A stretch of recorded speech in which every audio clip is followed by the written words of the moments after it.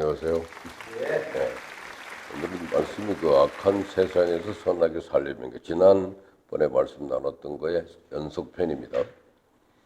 지난번에 우리가 그다리아의 인생을 보면서 너무 그 근거 없는 낙관론에 빠졌던 사람을 생각을 했고, 또 현실을 인정하고 그 속에서 인내하는 예레미야를 생각해보고, 그 다음에 악한 대적인 이스마엘에 대해서 언급을 했습니다. 세 종류의 사람이 있었다고 그랬죠. 오늘 그 예레미야가 살던 시대, 그러니까 이스라엘이 이미 망했고 유다는 바벨론에게 정복당해서 모두가 포로로 끌려간 그 시대입니다. 그때 그 바벨론 왕이 그곳에서 임금을 하나 세우죠. 총독을. 그가 바로 오늘 비림이 나오는 그다랴라고 하는 사람입니다. 그다랴. 근데 그다랴는 평민이에요. 그 사람이 그 아이감의 아들이라고 되어 있고 사반의 손자라고 되어 있습니다. 서기관 집안에서 그다랴 국가의 충신이죠. 그다랴를 총독으로 세웠는데 거기에 그 왕족인 사람이 그럼 이름이 나와 있죠. 느단의 아들로서 엘리사마의 손자요. 앞에 붙은 대로 왕의 종친입니다. 왕의 종친. 그 중국 드라마에 보면 그 왕야라고 그러잖아. 왕야. 임금의 집안에서 나온 사람들은 어디 가도 왕이라고 불려주고 왕의 종친이니까.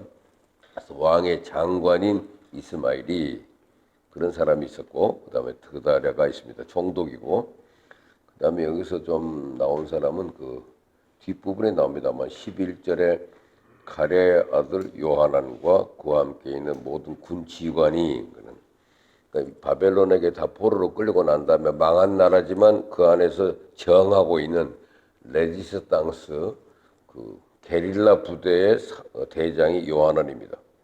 원래 요하난이 원래 그다랴한테 정보를 제공했어요. 이스마엘이 당신을 죽이려고 하니까 먼저 내가 쳐버리면 어떻게 했습니까? 그랬더니 그다랴가 그 사람 나쁜 사람 아니야. 자꾸 그런 식으로 말하지 마. 하다가 오늘 그 사람에 의해서 식사 도중에 죽었죠. 3절에 보니까 2절이죠. 10사람 데리고 가가지고 3절에 식사 도중에 다 죽여버립니다. 그러고 난 다음에 같이 있었던 유다 사람, 거기에 있던 바벨론 군사도 죽였어요. 그런데 그다랴라고 하는 사람이 아무런 경호원도 없이 거기 가서 식사를 하러 갔기 때문에 그다랴를 죽인 이틀이 됐어도 이를 아는 사람이 없었다. 그런 상황을 보면서 오늘 말씀을 나누려고 합니다. 한국에 크리스찬은 많은데 왜 사회가 변화되지 않느냐 하고 의문을 제기하는 분들이 많습니다. 그런데 기독교가 대한민국에 미친 영향은 크죠. 사실 고아원, 양로원, 복지시설 등 기독교 도입과 더불어 이런 것들이 시작이 됐는데 대한민국의 기독교 성장 곡선과 경제 성장 곡선이 거의 일치하는 것도 우연이 아닙니다. 그러나 기대치만큼 사회 변혁의 기여를 하지 못한 것도 사실입니다. 그러나 기대치만큼 사회 변혁을 못 시킨다는 것, 그 이 중에 하나는 하나님의 방법을 연습할 기회가 없기 때문입니다. 세상은 악합니다. 그런 세상에 가서 주일날 목사님으로 들은 말씀 하나 듣고 나고자가 되기가 안성맞춤이라 그래요. CBMC까지 와서 이렇게 말씀을 듣고 굉장히 도전을 많이 받아도 그러나 양심이 괴롭지만 세상의 넓은 세상에 가서 하나님의 말씀대로 살아가기가 참 힘들다고 말해요. 교회 생활은 교회 방법대로 살아가고 세상은 세상 방식으로 살아가고 그래서 모두가 다 이중 생활을 하고 있단 말이죠. 세상에 나가면 세상 방식대로 살고 교회 가서는 교회 다니는 방식으로 사는데 이중성이에요. 그래서 최근에 가장 인기 있는 교회가 가정교회, 목장교회가 전환이 됩니다. 셀교회라 그러죠. 우리가 가장 중요한 것은 예배를 드리지만 또 하나의 그룹에서 또 하나의 말씀을 통해서 삶을 적용할 수 있는 그런 훈련이 필요하기 때문에 이걸 가르쳐 우리가 두 날개 비전이라 그럽니다. 하나님께 수직적인 예배가 있지만 수평적인 인간관계가 있어야 돼요. 그래서 소그룹을 통해서 다시 한번 이렇게 친밀성을 가지면 말씀을 적용하는 거기 때문에 이 중요한 일입니다. 그래서 이제 가정교회를 하게 되면 이렇게 이중성이 많이 줄어든다고 그래요. 목장 모임을 통해서 설교회에서 들은 것을 연습해보고 세상에 나가서 적용해보는 겁니다. 세상에 나가서 주님의 뜻대로 살려다가 상처 입으면 소그룹인 목장에 와서 치유도 받고 또 새로운 지혜를 얻어서 재도전할 수 있기 때문에 우리 CBMC는 아마 그런 소그룹의 영향으로 같이 적용시키는 그런 과정이 되어야 된다고 생각이 돼요. 세상에 나가서 선하게 사는 것이 쉬운 것이 아닙니다. 왜? 세상은 악하니까. 그래서 오늘 본문 말씀을 통해서 어떻게 하면 이 악한 세상에서 선하게 살 수 있는가 하는 것입니다. 가장 첫 번째, 우선은 뱀처럼 슬기로워야 한다예요. 세상에서 선하게 살려면 예수님이 말씀하신 것처럼 비둘기처럼 순결하고 뱀처럼 슬기로워야 한다는 것. 유다 왕국을 패망시킨 바벨론 왕이 총독으로 임명한 그달리아는 사람 비둘기처럼 순결했지만 뱀처럼 지혜롭지 못해서 자신은 살해당하고 포로로 잡혀가지 않고 남겨진 사람들에게 바벨론의 보복을 두려워하도록 만드는 결과를 가져오고 말았습니다. 그달리아는 지나치게 사람을 믿는 사람이에요.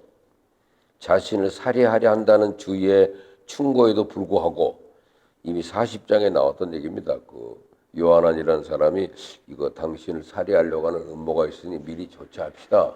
이렇게 말을 했는데 이 주의의 충고에도 불구하고 이를 무시했어요. 그러다가 오늘 본문대로 살해당하고 말았습니다. 우리가 성경에 남을 비판을 받지 않으면 비판하지 말라 하는 말을 들었고 무조건 아무나 턱 믿는 것이 최선인 줄 알고 살지만 그건 미덕이 아니에요. 다른 사람들의 동기를 잘 모르고 판단하지 말라는 말이지 남이 잘못했을 때 비난하지 말라는 말이지 판단을 정죄하라는 말은 아니거든요. 예수님께서도 우리에게 거짓 예언자를 삼가라 그랬죠. 겉으로는 양인데 속에는 노략질하는 일인지 그 사람을 항상 시험해 보라 그랬잖아요. 그럼 그 사람의 열매를 보고 알 수 있다 그러잖아요. 그래서 사람 시험해 보는 방법이 돈 꿔주어 보는 방법이잖아요. 돈을 꿔보고 주면 돈거리를 해보면서 이 사람이 신실하지 않은 사람인지 그냥 드러나는 거잖아요. 열매를 보고 사람들 구별하라 그랬습니다. 삼가해라. 우리가 잘 아는 것 예수님이 삼가라는 게 세 가지가 있다고 그랬죠. 첫째 사람을 삼가하고 그러니까 거짓 사람을 삼가하고 또 탐욕을 삼가하고 그 다음에 누룩을 주의하라 그랬죠. 그래서 함부로 교육받지 말라 그랬죠. 누룩이라는 것은 교육이죠. 교육을 받고 나면 그 사람이 변화되니까 아무 교육이나 받는 게 아닙니다. 유료 교육 아니면 받지 마세요. 그저 한번 들어만 보세요. 그런 거 안 가는 거예요. 그런데 가면 감염됩니다. 그래서 누룩을 주의해라. 탐심을 주의해라.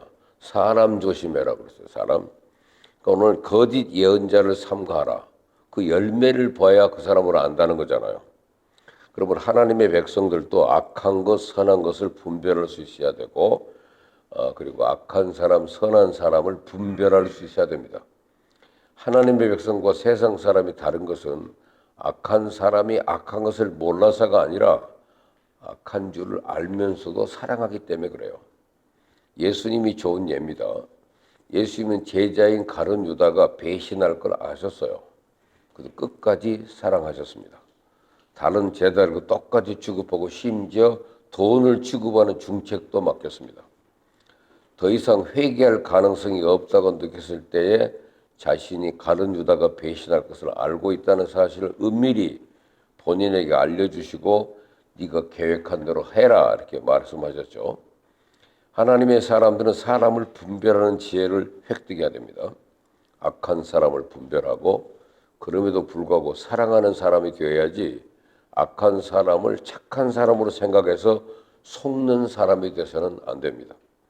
예수님이 말씀하신 대로 비둘기처럼 순결하고 뱀처럼 지혜로워야 된다는 얘기죠.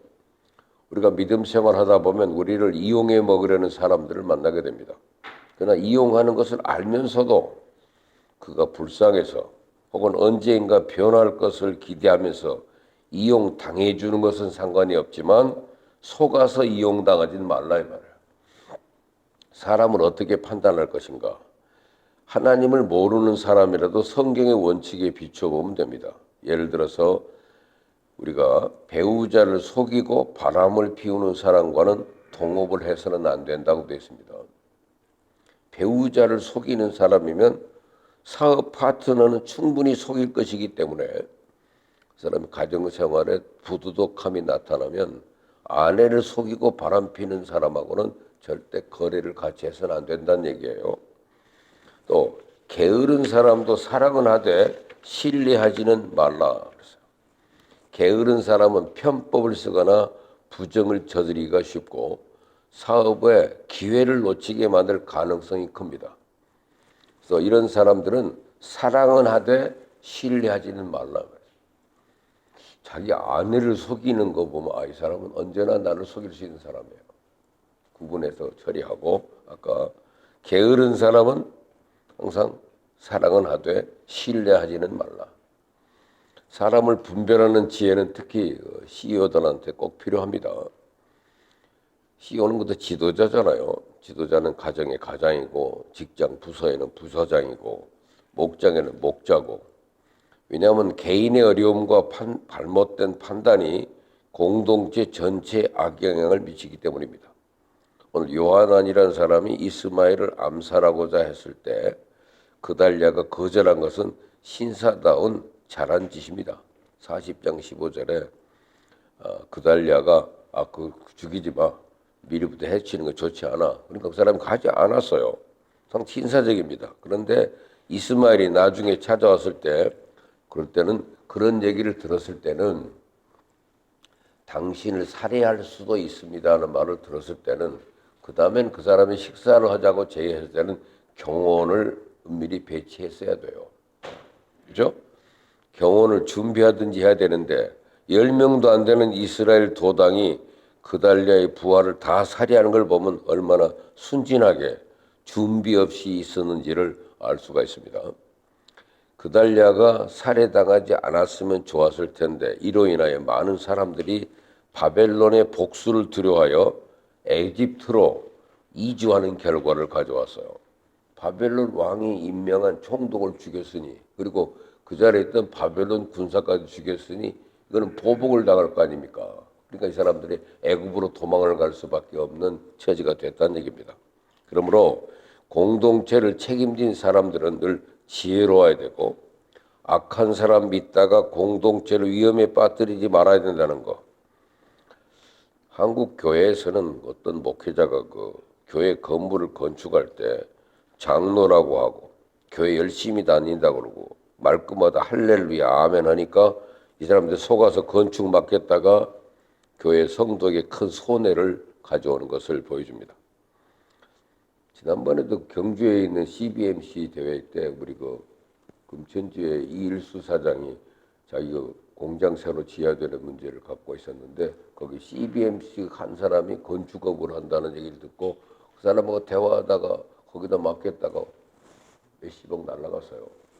그 양반이 지금 이번에 정년 퇴임하고 나면은 회사 장로 그만두게 되면 CBMC도 그만두겠다 그러더라고. CBMC도 정년이 있는 줄 아는 모양이에요. 양반 그게 그때 상처받은 거예요. CBMC라고 처음 회장이 돼가지고 거기 참석을 했다가 CBMC 멤버라고 했다가 이 사람은 그 돈만 받아먹고 아무도 진행을 안 해줘가지고 그 굉장히 난감했던 때가 있어가지고 참 어디서 나 CBMC예요. 그래서 함부로 믿지 마세요. 자, 열매를 봐서 아는 거예요. 돈 거래 딱 한번 해보면 압니다. 적게 한번 해도 그 사람 벌써 말리 틀고 부부 사이가 문제가 있다든지 아까 게을르다든지 약속을 잘 안 지키다든지 딱 하면 이 사람 신뢰를 하지 말고 대할 때는 친절하게 사랑으로 대하지만 믿지는 말라 이 말이죠. 그죠? 그래서 어떤 사람이 사업상 만났을 때 자신이 자꾸 크리스찬이라는 걸 너무 강조하면 이건 사기예요. 집안이 잘 믿는 사람인 것처럼 또 몇 대가 믿은 것처럼 얘기하고 자꾸 크리스찬인 것을 지나치게 강조하면 일단은 의심쩍게 봐야 된다는 거.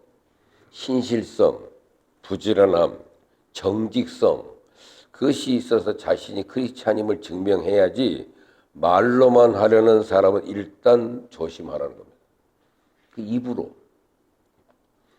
우리가 이웃을 돕기 위하면 금전적인 도움도 줄 수 있어야 되고 그러나 교회에서는 돈을 꾸어줄 때 받지 못해도 가정의 터전이 흔들리지 않을 정도로만 꾸어주라 그래요. 불확실한 장래를 가진 사업에 공동 투자해서 가족의 생계가 위협을 받고 자녀들의 장래를 희생시켜서는 안 된다는 얘기입니다. 더구나 상대방의 신실한 사람이 못 되는데 큰 돈 벌게 해주겠다는 매끈한 말, 자신이 독실한 크리스찬이라고 하는 말에 현혹되어서는 안 됩니다. 우리 교인 하나도 그 권사가 그 다단계한테 걸려가지고 몽땅 재산 날리고 자기 주변에 있는 구역 식구들 전부 말려 들어가지고 한번 제가 그 사람 제거했어요. 그때 우리 장로님한테 시켜서 그 사람 경고해라. 그래갖고 한 번 더 있으면 교회를 떠나달라고 해서 다 몇 사람 쫓아냈는데 그 사람 참 불행해요. 갑자기 그 양반은 길에서 초등학교 동창을 하나 만났다가 갑자기 큰 돈 번다는 얘기에 끌어들이고 해갖고 여러 사람 망치겠더라고요. 여러분 갑자기 만나는 초등학교 동창 그 반가워하지 마세요. 이번에도 어떤 여자 목사님이 저한테 전화 왔더라고요. 목사님 이번에 은퇴하셨다면서요. 그래서 소문을 들었나 봐요. 근데 결국은 그 얘기가 뭐냐면 퇴직금 얼마 받았는가 그거를 좀 자기한테 돌려달라고 하는 전화였어요.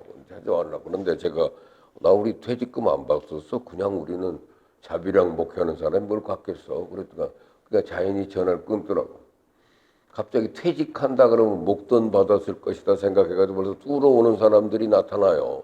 우리 시장님들도 마찬가지잖아요. 퇴직한다 그러면 그거 퇴직금을 사기치려고 달라드는 사람들이 많은데 주변 내 제자 여자 목사예요. 아유 목사님 배가 나시고 갑자기 전화가 왔어. 요즘 통 연락도 없던 사람이 은퇴하시지 않았어요? 누구한테 하셨어요? 그러면서 이제 결국은 얼마 받았냐는 거야. 그래서 내가 아하, 우린 돈 안 받았어. 그랬더니 돈 안 받았다니까 거래할 이유가 없잖아요. 괜히 끊기더라고요. 하여튼 우리 주변에 아무리 크리스찬이든 상대가 목사든 제일 조심하세요. 요새 목사님들, 장로님들 명분 많이 붙이는 거 CBMC 회장이어도 믿지 마세요. 어떻든 그런 경우는 내가 망하려고 마음 먹었으면 해도 괜찮아요. 손해 봐도 괜찮아. 내가 망할지. 그렇지 않고는 가볍게 사람을 잘못 판단하고 쉽게 믿어서는 안 된다는 사실을 지도자들은 자신이 책임지는 공동체의 안위를 생각해야 되기 때문에 그렇습니다. 어떤 사업을 진행할 때도 내 아내가 받을 몫도 있고 자식들이 받을 몫이 있어요. 내가 소득을 가져도 이 소득에는 내 아내 몫도 있단 말이에요. 자식 몫도. 근데 그것을 다 포른 채 투자해가지고 망치는 사람이 얼마나 많습니까? 그래서 오늘 첫 번째 조건이 뭐예요? 아까 첫 번째는 뱀같이 지혜로워야, 슬기로워야 된다. 뱀처럼 슬기로워라. 뱀은 몸통만 갖고도 움직이는 존재예요. 얼마나 지혜롭습니까? 몸통을 굴려서 움직이는 존재라니까. 다리도 없이도 가요. 몸을 비벼서 간대요. 두 번째는 마음을 정해놓고 하나님의 뜻을 찾지 않는 두 번째입니다. 그달리아의 어리석음으로 인해서 유다 땅에 잔류한 사람들이 위기 상황에 처하게 됐습니다. 이때 요하난과 그 주위에 모였던 게릴라 부대 요원 또 바벨론으로 포로로 잡혀가지 않은 사람들이 예레미야에게 하나님의 뜻을 알아달라고 요청하는 내용이 42장 5절 6절에 나와요. 하나님이 어떤 지시를 하든지 그대로 듣겠다고 하면서 부탁을 해요. 예레미야한테 하나님의 뜻을 말해주세요. 근데 그들은 이미 에집트로 가기로 마음을 정해놓고 물어보는 거예요. 그래서 예레미야는 하나님 뜻을 전합니다. 그냥 유대 땅에 남아있으라고. 그랬더니 하나님이 무엇이라든 말하든지 순종하겠다고 했던 사람들이 격렬하게 반응을 해요. 이것이 43장 2절 3절에 나오는 겁니다. 그들은 애굽으로 가기로 이미 결정을 해놨어요. 왜 하나님의 뜻을 따르겠다고 약속하고 반대로 반응을 할까요? 아마 이들은 틀림없이 하나님께서 애굽으로 가라고 명하실 것이라고 생각을 했던 것 같아요. 마음을 이미 정해놓고 하나님의 인가를 받으려고 하는 때가 있다 이 말이에요. 그러다가 하나님께서 자신이 기대한 것과는 다르니까 하나님의 뜻 자체를 인정하지 않고 불순종의 길을 택하게 됩니다. 하나님보다 앞선 거죠. 지가 먼저 마음으로 정해놓고 하나님의 뜻인가를 물어보려고 기도원에 가서 기도를 한다든지 어디 찾아가도 그건 헛된 일입니다. 그래서 우리가 마음을 정해놓고 하나님의 뜻을 찾지 않는 두 번째 문제예요. 많은 분들이 하나님의 음성을 듣기는 원하면서도 듣지를 못하는 이유는 마음을 정해놓고 하나님의 뜻을 찾기 때문에 그래요. 하나님의 뜻을 찾기보다 자기 결정에 하나님이 고무도장 찍어주기를 원하기 때문에 그렇습니다. 악한 세상 가운데 살기 위해서는 늘 하나님의 음성을 들어야 됩니다. 물어보란 말이에요. 하나님의 음성을 듣기 위해서는 하나님은 우리에게 음성 들려주시기를 원하신다는 것을 믿어야 돼요. 예를 들어 여러분 가운데 어떤 분이 저한테 찾아와가지고 제가 제 고집대로 살아오다가 인생이 엉망이 됐습니다. 이제부터는 목사님 지도받고 목사님 하라는 대로 할게요. 근데 제가 어떻게 반응하겠습니까? 잘 결정했습니다. 이제부터 내가 아무 말도 않고 있을 테니까 내가 무슨 생각을 하고 있는지 짐작하고 내가 어떻게 하라고 할 것인지 그냥 추론하세요. 이렇게 말하지 않겠죠. 상세하게 내 의견을 말하고 장대를 토의하고 그 의견을 바로 잡아주고 이것이 이제 목사가 지도해주는 방법이니까 그러겠죠. 이번 우리 신용환 회장님이 와서 이번에 그 CBMC 거기 와서 가지고 좋은 강의를 해줘가지고 은혜 받은 분들이 이번에 많아요. 좀 시간은 길게 가지고 우리 장제사에 약간 짜증을 좀 내긴 했지만 그래도 뭐 30분만 하게 돼 있는데 1시간 반 정도 했으니까 좀 시간이 얘기하다 보니까 그 연세가 많은 분들한테 강의 요청할 때는 항상 그걸 배려해야 됩니다. 할 얘기가 많아요, 이분들은. 근데 어디 가서 3분만, 30분 얘기하라 그러면 못 하세요. 근데 그분은 그 어려운 일 있으면 교회 가서 새벽 기도 가가지고 끝나고 목사님한테 물어봐요. 목사님, 어떡할까요? 그러니까 목사님이 앞으로 어려운 일이 좀 계속 새벽 기도는 나오세요. 그래서 계속 새벽 기도를 다니다가 자기는 하나님의 음성을 듣고 인도를 받았다고 그러더라고요. 중요한 얘기예요. 하나님의 음성을 듣기를 원하면 하나님이 들려줘요. 설교를 통해서도 말씀하시고 상황을 통해서 말씀하시기 때문에 하나님의 음성을 들으란 말이에요. 그래서 하나님이 말씀을 들어주실 걸 그걸 기대해야만 하나님의 음성을 듣는 겁니다. 근데 대개 우리들은 그걸 듣는 건 지가 마음 정해놓고 하나님이 인정해 주기만을 바라고 있다는 얘기예요. 하나님의 뜻을 알려면 또한 하나님은 우리가 잘 되기를 원하신다는 걸 믿어야 돼요. 하나님 우리를 엄한 사람이라 우리가 심지도 않은데도 거두고 그런 분이 아니란 말이에요. 하나님은 좋으신 하나님입니다. 좋은 길로 인도해 주실 거예요. 가장 좋은 거. 그래서 하나님이 우리 잘 되기를 원하시는 걸 믿고 청소년 자녀들을 가진 부모님도 이런 일이 있다고 가정해 보세요. 자녀가 수영에 갔다 온 다음에 싹 변했어요. 아버지 어머니 그동안 말 안 듣고 속썩였던 거 용서해 주세요. 이제는 부모님 말씀 잘 듣고 잘 때 순종하겠어요. 그러면 때를 만난 듯 그럼 너 앞으로 집 청소, 요리, 설거지 다 네가 해라. 용돈 매달 주던 거 이제 좀 줄이겠다. 앞으로 친구와 놀지도 말라. 이렇게 말하겠습니까?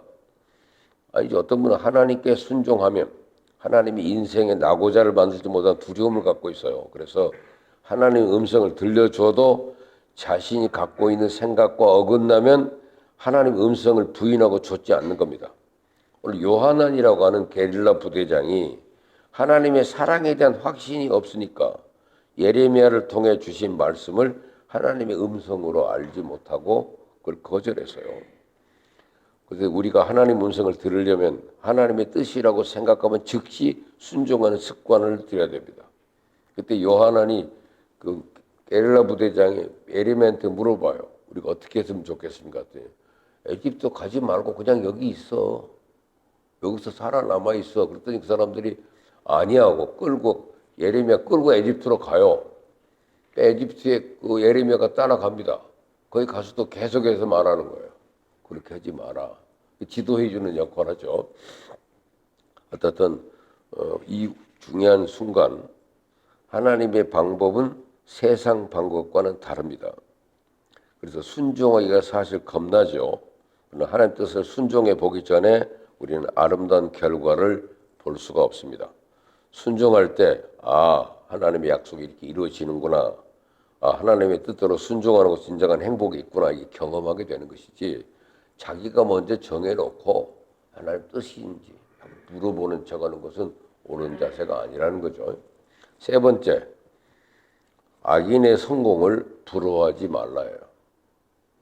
요한안과 그 일행이 애굽으로 망명했을 때 이들은 예레미야도 같이 데리고 갔어요. 그 43장에 나오는 겁니다. 6절 7절에. 예레미야는 강압적으로 데리고 가지는 않았을 거예요. 항상 듣기 싫어하는 말만 하는 사람인데 억지로 데리고 가겠어요. 근데 예레미야가 이들을 저버리지 못하고 애굽에 거주하는 유대인들한테 하나님 메시를 전하기 위해서 스스로 동행을 했어요. 애굽에 도착해서 정착한 후에 예레미야는 다시 이들에게 너희들이 여기 남아있으면 멸망한다. 빨리 돌아가라. 이런 설교를 하는 거예요. 안전할 것이라고 생각해서 애굽으로 왔지만 결코 안전하지 않고 멸망할 것이라는 경고입니다. 이유는 유다가 멸망한 이유가 뭐예요? 우상 숭배하고 하나님 저버린 결과예요. 회개하지 않았기 때문에 유다라는 나라가 망했는데 지금 에집트는 뭐하는 나라예요? 우상 숭배하는 나라잖아요. 그 나라에 가서 안전을 꾀하겠습니까? 회개치 않고 하나님 징벌을 피하려고 해도 소용이 없다는 겁니다. 그래서 이런 예레미야의 메시지에 애굽으로 이주한 유다 사람들이 정면으로 도전해요. 이유가 뭡니까? 여러분 이번에 서울의 봄이라는 영화가 나와서 굉장히 인기리에 보는 모양입니다. 제 아내는 어저께 그 도시락 봉사에 참여하는 노인네들한테 보너스로 이렇게 전부 그 영화 보여줬더라고요. 서울의 봄. 노인들이 이렇게 보고 싶어 한대. 가서요. 세트로 해가지고 끝나고 밥까지 사줘가면서 노인들 극장 관람을 시켰더라고요. 다들 재밌어하고 좋아해요. 제 친구 목사님들은 거기 갔다 오더니 그 놈의 새끼 죽일 놈의 새끼가 없구만. 그냥 그 분노를 하는 사람도 있고 어떤 사람은 또 그 사람 대단했구나 이런 사람도 있어요. 근데 오늘 그 우리 상황에 보면 가끔 우리는 그때가 좋았어. 그런 사람도 때로 있잖아요. 또 왜? 그 예레미야의 메시지 때문에 에집트로 이전한 그 유다 사람들이 야 우상을 섬길 때가 우리가 오히려 더 잘 살아났어. 어? 근데 뭘 자꾸 돌아가라고 그러냐고 예레미야에게 저항하는 거예요. 우리도 한 시대의 역사적인 비극이잖아요. 한 사람의 야심이 결국은 나라를 이렇게 망칠 수도 있고 새로운 변화지만 또 어떤 면에서 나라가 많이 발전하고 부흥한 적도 있어요. 계기가.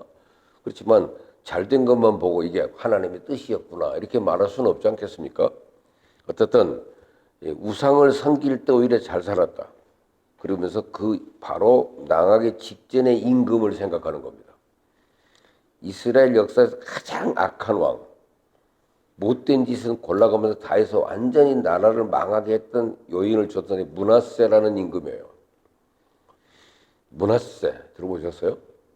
므낫세는 히스기야의 아들입니다. 히스기야는 믿음의 사람, 기도의 사람으로 알려져 있고 병들었을 때 기도했더니 생명을 연장받은 사람이지만 그때 태어난 아들 므낫세를 과보하고 책망하지 않고 길렀더니 그게 므낫세가 임금 노릇도 한 55년에요. 굉장히 긴 통치를 했어요. 근데 므낫세가 그런 우상 숭배를 해가면서 나라를 경영했는데 그때가 이스라엘이 잘 살았대요. 그러니까 그때가 더 좋았었어요. 하고 저항하는 장면이 오늘 내용입니다. 그래서 므낫세 왕 통치 때 므낫세 왕은 이방신을 섬기는 데 적극적이었어요. 남방 왕국 유다의 왕이면서 우상 숭배 챔피언 노릇한 임금이 므낫세예요. 우리가 므낫세라는 이름은 원래 요셉의 두 아들이 에브라임과 므낫세고 큰아들 낳았을 때 뭐 낳냐고 물어볼 때 므낫세 그러잖아요. 뭐났지? 그때 므낫세라고 알려져서 유명한데 이스라엘 임금 중에 므낫세는 히스기야 아들인데 그 친구가 그렇게 악해요. 나라를 완전히 말아먹었어요. 히스기야가 15년 생명을 연장받았잖아요.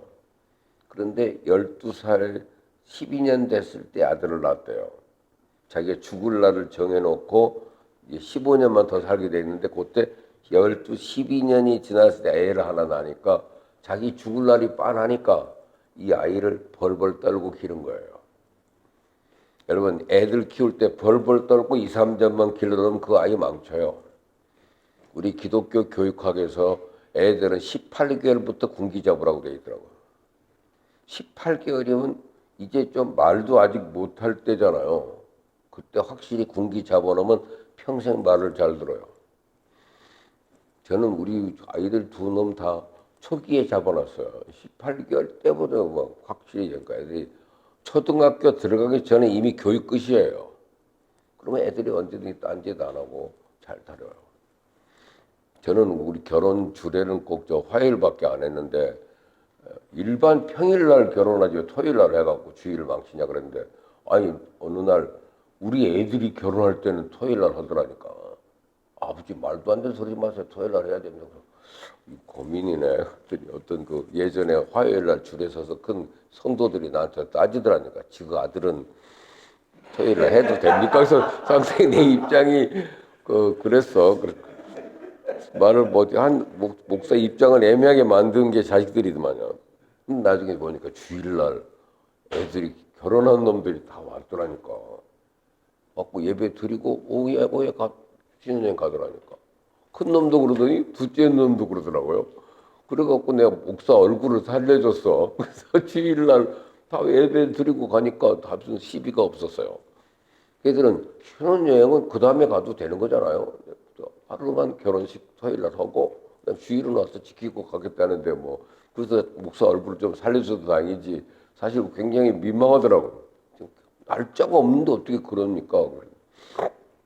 어떻든 악인의 성공을 부러워하지 말라는 거죠. 오늘 므낫세 왕이 악한 노릇을 했는데 그래서 이런 짓 하다가 나중에 아수리아 왕에 잡혀가서 포로 생활하다가 돌아왔던 임금이 바로 므낫세입니다. 그 므낫세가 통치한 기간에는 비교적 큰 문제가 없었어요.